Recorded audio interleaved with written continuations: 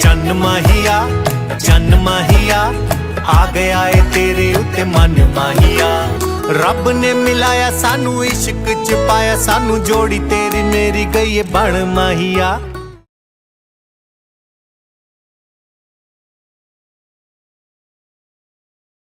तो ये जो फिल्म है द कश्मीर फाइल्स, इसने एक वर्ल्ड रिकॉर्ड बनाया है पहली बार विश्व के इतिहास में। मैंने सोचा नहीं था कि मैं किसी चीज में वर्ल्ड रिकॉर्ड तोड़ूंगी, लेकिन मैंने तोड़ दिया है। वर्ल्ड रिकॉर्ड बनते देखना अपने आंखों के सामने बड़ी बात है, वो भी जलेबी का वर्ल्ड रिकॉर्ड। मेरी कंपनी कैरबे वाटर एंड सोडा ने इंटरनेशनल बुक ऑफ रिकॉर्ड में अपना नाम दर्ज कर लिया है। वर्ल्ड रिकॉर्ड की हैट्रिक बना के अपना नाम इंटरनेशनल बुक ऑफ रिकॉर्ड्स दर्ज करवा जा रही है।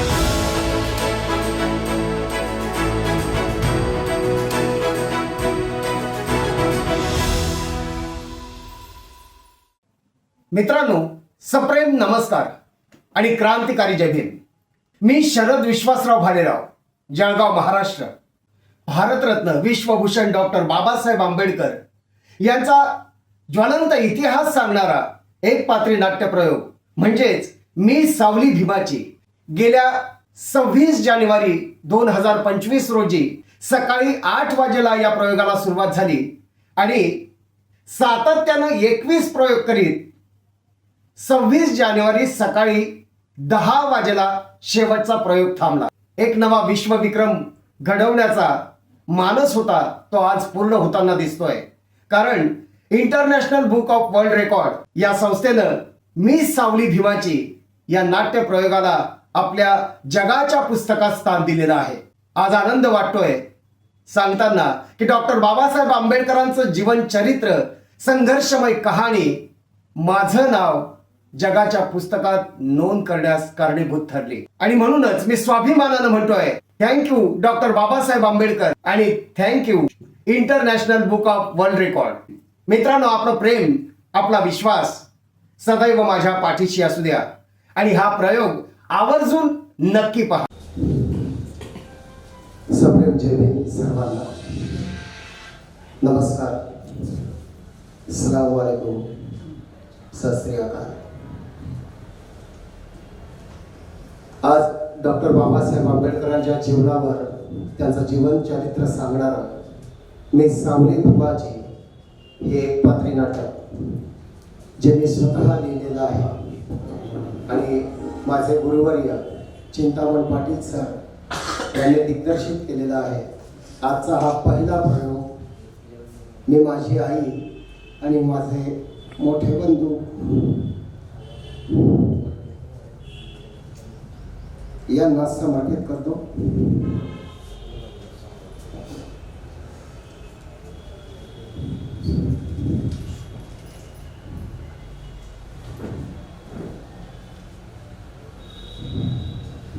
खरं तर हा प्रयोग मला उशिराने करायचा होता, पण लिम्का बुकच्या ऑफिसकडनं कळवण्यात आलं की या तारखेत तुम्हाला हा प्रयोग करावा लागेल। दिवस तसे खूप कमी मिळाले। पाठांतर आहे, पण एकदा सुद्धा एकही प्रॅक्टिस या प्रयोगाची झालेली नाही। विदाऊट प्रॅक्टिस हा प्रयोग या ठिकाणी मी 25 तास करणार आहे। दिग्दर्शनात काही चूक वाटली, लेखनात काही चूक वाटली किंवा सादरीकरणात काही चूक वाटली तर आपलं लेकरू समजून आपण मला पोटात घ्याल अशी विनंती करतो आणि आजच्या या पहिल्या प्रयोगाला सुरुवात करतो। पद्मनाभ सर, समर्थ सर, चिंतामण सर,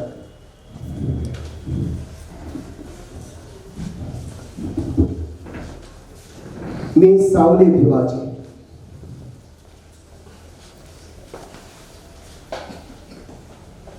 ज्या क्षणी डॉक्टर बाबासाहेब आंबेडकरांचा जन्म झाला त्या क्षणापासून मी त्यांच्या सोबत आहे। महूच्या लष्करी छावणीत विद्रोहाच्या प्रतीकाचं बारस फुललं आणि नाव तयार झालं भीमराव रामजी आंबेडकर, भीमराव रामजी आंबेडकर, भीमराव रामजी आंबेडकर।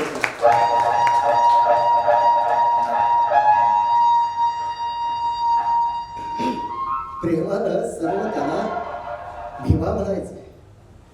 बघता बघता भिवाचं शैशव सरलं आणि बालपणात पदार्पण झालं.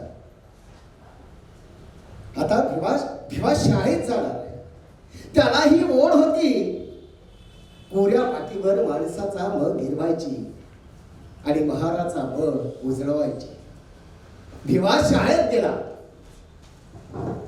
हा तर मुलांनो, आपण काल काय शिकलो बरे?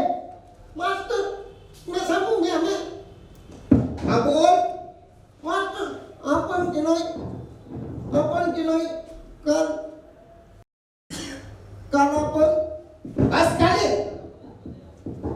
काल आपण इतिहासाचा दुसरा धडा शिकलो. कळलं? आज आपण पाढे शिकणार आहोत. करायचे सुरू? चला तर बघ. बे एक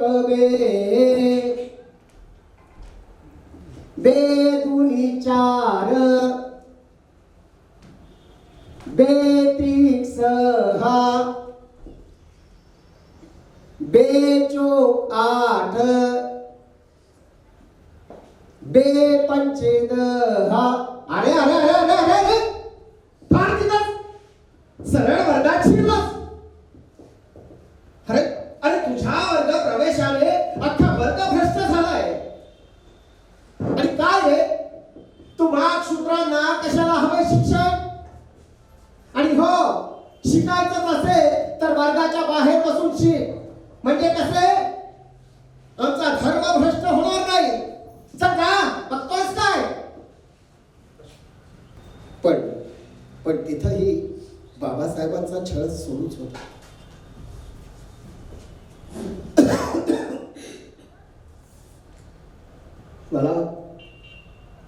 मला तहान लागले. एक ग्लास भर पाणी मिळेल का?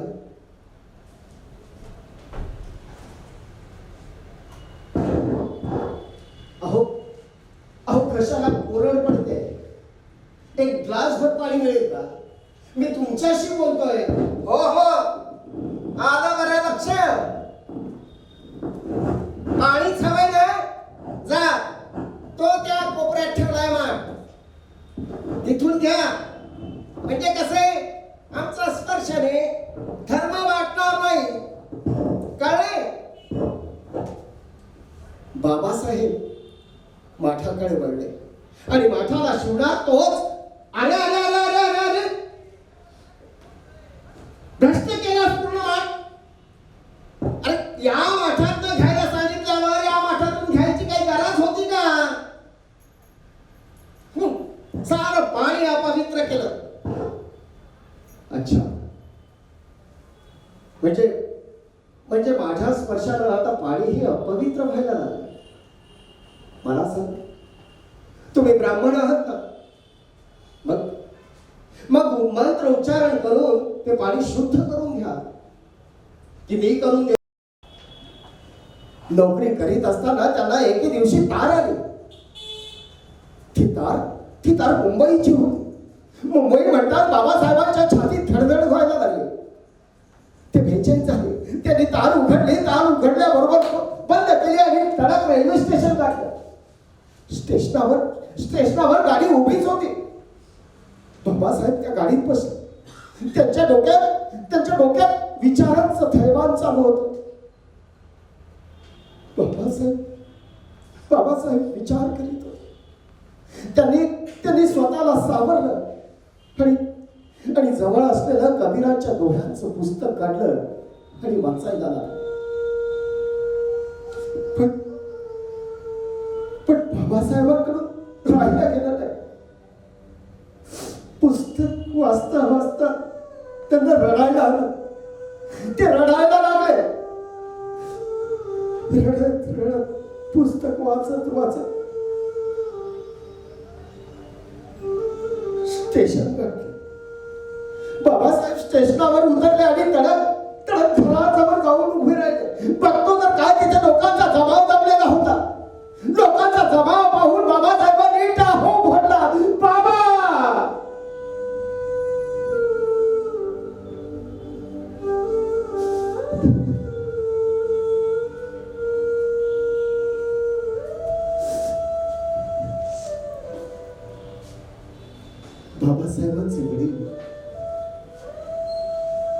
आता या जगात राहिले नव्हते.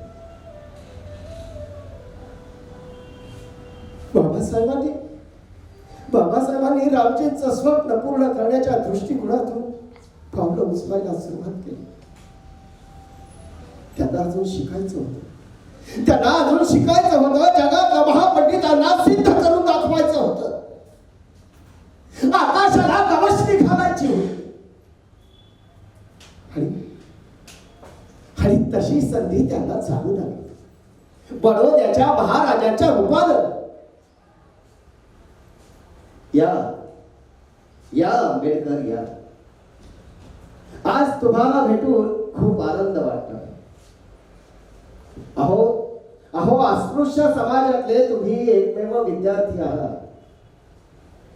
खरंच खूप अभिमानही वाटतो. मला सांगा, पुढे शिकणार आहात? होय महाराज.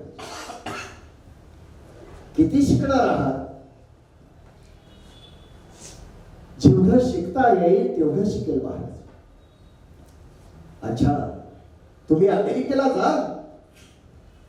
होय महाराज. अमेरिकेलाच काय, मला संधी मिळाली तर मी इंग्लंडला सुद्धा जाईल. अरे वा. पण मग इतकं शिकून तुम्ही काय करणार आहात? बाबासाहेबांनी महाराजांचं हसत मुखानं स्वागत केलं. या महाराज, या महाराज. भीमराव आंबेडकर, आम्ही आमच्या माणसांना तुमच्या या परळ चाळीतलं घर शोधायला पाठवलं होतं. पण त्यांना सापडलंच नाही. म्हणूनच आम्ही स्वतः आलो. कसं आहे, आम्ही शिकारी आहोत. माग काढा या भारी पटाई. काढला हुडकून. खरं तर महाराज, आज आपल्याला भेटून खूप आनंद वाटतो. आणि आपण स्वतः मला शोधत या परळ चाळीत असा मी स्वप्नात देखील विचार केलेला नव्हता. आंबेडकर, खरं सांगायचं झालं तर तुमच्यासारख्या तेजस्वी व्यक्तिमत्वाला भेटून आज आम्हाला खूप आनंद होतोय आणि अभिमानही वाटतोय. हंबरे डपोडुनिया झाले रमाही बेडी. हंबरे डपोडुनिया झाले रमाही बेडी. धनिया हो परतुनिया, धनिया हो परतुनिया. बाळाची थिजली नाडी गंगाधरा असा तू जाऊ नकोस बाळा. गंगाधरा असा तू जाऊ नकोस बाळा. परदेशी बाप आहे, परदेशी बाप आहे. स्वदेशी काळ काळा सांगू कशी धन्यामी. तुटली आधार काढी सांगू कशी धन्यामी. तुटली आधार काढी. बाळ गेला सोडुनिया नशिबाची कैसियाडी. नशिबाची नशिबाची कैसी आडी.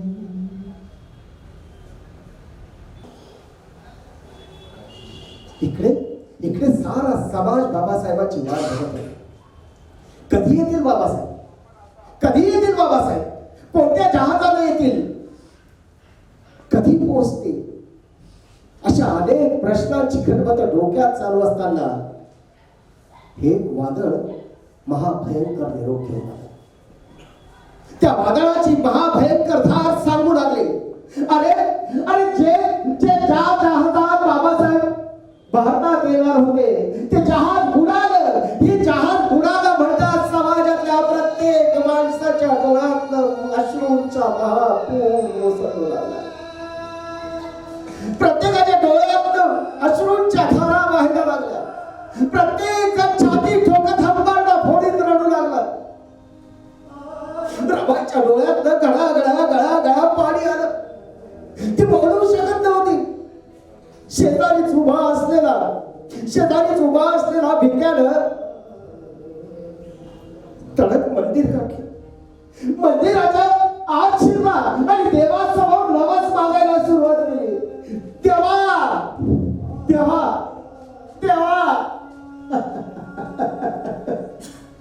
अरे माझ्या बाबासाहेबाला वाचीव रे, माझ्या बाबासाहेबाला वाचीव.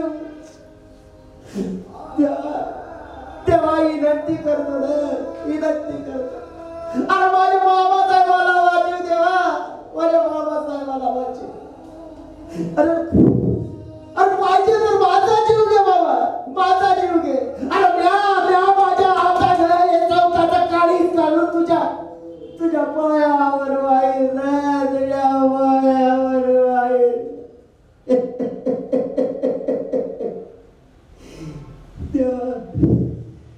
तेव्हा माझ्या बाबासाहेबाला वाचीव ना, माझ्या बाबासाहेबाला वाचीव. बाबासाहेब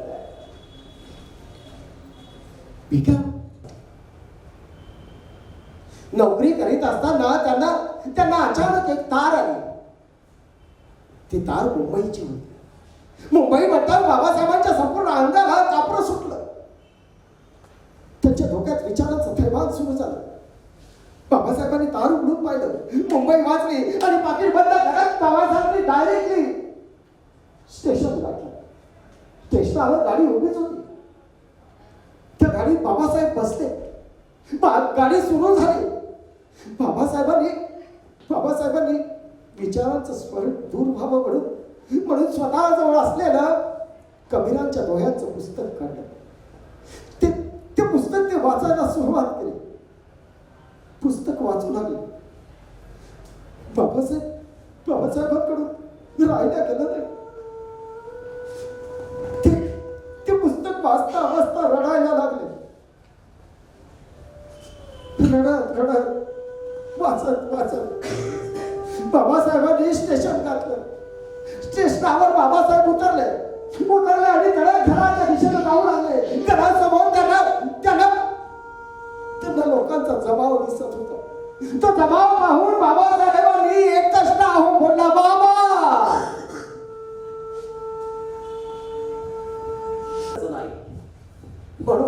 म्हणून आम्ही स्वतःच आणि तसंही आम्ही शिकारी आहोत.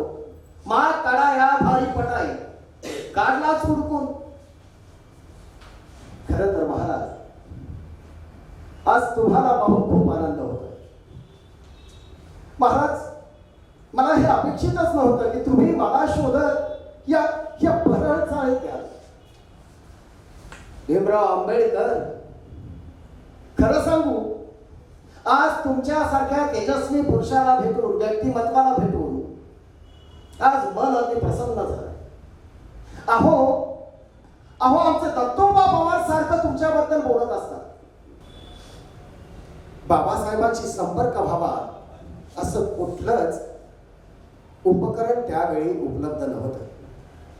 होतं ते फक्त आंतरदेशीय पत्र. त्यावेळी रमाई या गरोदर होते. रमाईला 5 अपत्य होती. यशवंत, रमेश, इंदुमती, राजरत्न आणि गंगाधर. त्यापैकी पहिला मुलगा यशवंत हा केवढाच वाचला आणि बाकीची मुलं काळानं हिरावून घेतली. गरोदर झाल्यानंतर गंगाधर हा 5वा मुलगा